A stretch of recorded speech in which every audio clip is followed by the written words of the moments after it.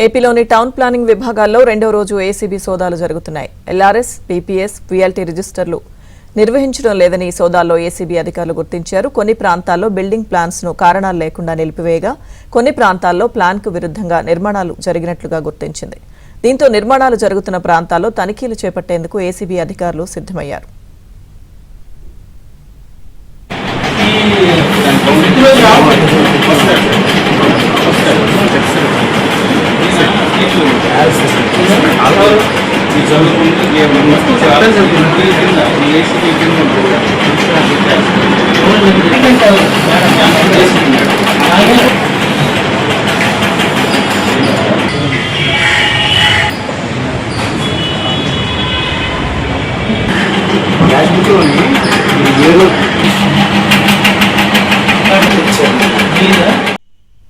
ఏపీలోని town planning విభాగాల్లో రెండో రోజు ఏసీబీ సోదాలు జరుగుతున్నాయి. ఎల్ఆర్ఎస్, బీపీఎస్, వీఎల్టీ రిజిస్టర్లు నిర్వహించడం లేదని సోదాల్లో ఏసీబీ అధికారులు గుర్తించారు. కొన్ని ప్రాంతాల్లో బిల్డింగ్ ప్లాన్స్ ను కారణాలు లేకుండా నిలిపివేయగా కొన్ని ప్రాంతాల్లో ప్లాన్ కు విరుద్ధంగా నిర్మాణాలు జరిగినట్లు గుర్తించింది.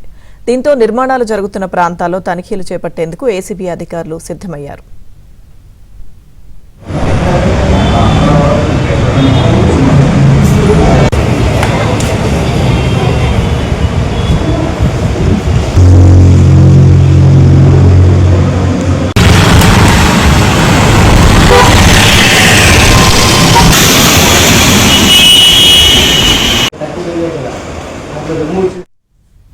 ఏపీలో రెండో రోజు ఏసీబీ సోదాలు కొనసాగుతున్నాయి. ప్రస్తుతం వైజాగ్ లో పరిస్థితికి సంబంధించిన పూర్తి సమాచారం మా ప్రతినిధి సతీష్ అందిస్తారు. సతీష్.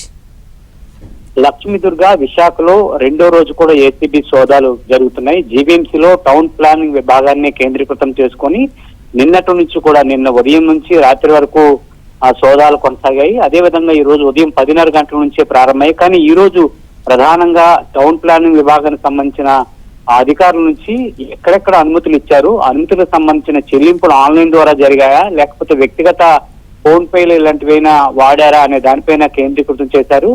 దృష్టి మాత్రం కేవలం టౌన్ ప్లానింగ్ విభాగాన్ని కేంద్రీకృతం చేసుకున్నట్లు స్పష్టంగా అర్థమవుతుంది. అదేవిధంగా ఏదైతే ప్రభుత్వం జీవో విడుదల చేసిందో ఎల్ఆర్ఎస్ కావచ్చు, బీపీఎస్ సంబంధించి ఎటువంటి చెల్లింపులు జరిగాయి, అదేవిధంగా వాళ్ళు ఇచ్చిన వాటికి ఆ గ్రౌండ్ లెవెల్ రియాలిటీ ఏముందనేది కోణంలో కూడా ఏసీబీ అధికారులు సోదా చేస్తున్నారు. ఎందుకంటే గతంలో మనం చూసుకున్నట్లయితే ఇది వరకు ఎల్ఆర్ఎస్ కావచ్చు, బీపీఎస్ కావచ్చు, వీటి కోసం కేవలం అనుమతులు ఇచ్చినప్పటికీ కూడా గ్రౌండ్ లెవెల్ ఎవరైతే అధికారులు ఉంటారో ఒకవేళ ఒక అంత పైన వేసినప్పుడు కూడా అవి వేయలేదని చెప్పి అధికారులు చెప్పే మనం అటువంటి సన్నివేశాలు అటువంటి దాఖలాలు కూడా ఉండేవి.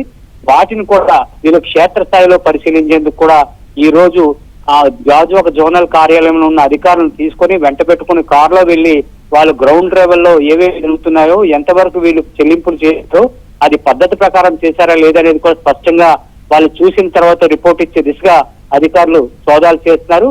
మరొకటి చెల్లింపుల విషయంలో కూడా ఇది ఆన్లైన్ గా జరిగిందా, జీవీఎంసీ ఆన్లైన్ పేమెంట్స్ ఏదైనా జరిగిందా లేకపోతే ఫోన్ పే కానీ గూగుల్ పే ఇటువంటి వ్యక్తిగత ఫోన్ పేలు కానీ చెల్లింపులు జరిగాయనేది కూడా వీళ్ళు ఆ లోపల దర్యాప్తు అయితే చేస్తానని స్పష్టంగా అర్థమవుతుంది. నిన్నటి నుంచి కూడా నిన్న అంటే మొదటగా మనం చూసినట్లయితే నిన్న కేవలం డాక్యుమెంట్లు, అనుమతులు వాటి కోసమే నిన్నంతా చూశారు. కానీ ఈ రోజు క్షేత్ర స్థాయిలో ఏం చేశారు, అనుమతులు ఎంతవరకు ఇచ్చారు, అనుమతులు ఇచ్చే వాటిలో అవకతవకలు ఏమైనా ఉన్నాయా లేకపోతే వ్యక్తిగత స్వార్థాల కోసం, వ్యక్తిగత అక్రమార్జన కోసం ఏమైనా చేశారనే కోణంలో కూడా ఈ రోజు ఏసీబీ అధికారులు నేరుగా అధికారులను తీసుకుని వెళ్లి క్షేత్రస్థాయి బిల్డింగ్ కి సంబంధించిన ప్లాన్ కాపీ కావచ్చు, లేఅవుట్ కాపీ కావచ్చు, అదేవిధంగా సెట్ బ్యాక్స్ ఆ యొక్క సెట్ బ్యాక్స్ కూడా కొన్ని వాటికి ఇవ్వలేని పరిస్థితి ఉంది. కొన్ని అయితే పార్కులకి కేటాయించిన స్థలాల్లో కూడా నిర్మాణాలు చేసిన వాటిని, అదేవిధంగా కొన్ని నిర్మాణాలు చేసే ప్లేసుల్లో అంటే సెల్లార్లు ఉంటాయి, సెల్లార్ ప్లేస్ లో కూడా వాళ్ళు వ్యక్తిగత ఉండేందుకు కూడా నిర్మాణాలు చేసే వాటిపైన కూడా అధికారులు దృష్టి చేస్తారు. అంటే ఒకటి రెండు కాదు, టౌన్ ప్లాన్ విభాగంలో ఎక్కడెక్కడ అవకతవకలు ఉన్నాయో వాటిని అన్నింటినీ ముందుగానే గుర్తించి వాటిపైన ఆరోపణలు వచ్చిన నేపథ్యంలో ఎక్కడ కూడా ఏది వదలకుండా సోదాలు అయితే చేస్తున్నారు. మరో పక్క అంటే సామాన్య ప్రజల్లో కూడా ఒక విధమైన అపోహ కూడా ఉంది. ఇది కేవలం అంటే సోదాల వరకే పరిమితం అవుతాయా, దీన్ని ఎంతవరకు తీసుకువెళ్తారు, అధికారులు దీన్ని పూర్తి స్థాయిలో తీసుకువెళ్లి న్యాయం జరిగే అవకాశాలు ఎంతవరకు ఉన్నాయని కూడా కొన్ని అనుమానాలు కూడా వ్యక్తం చేస్తున్నారు. కానీ ఏసీబీ అధికారులు మాత్రం నిన్న ఈ రోజు క్షేత్రస్థాయిలో మాత్రం లోతైన దర్యాప్తు చేస్తారని మాత్రం స్పష్టంగా చెప్పొచ్చు Lakshmi Durga. Okay, thank you Satish.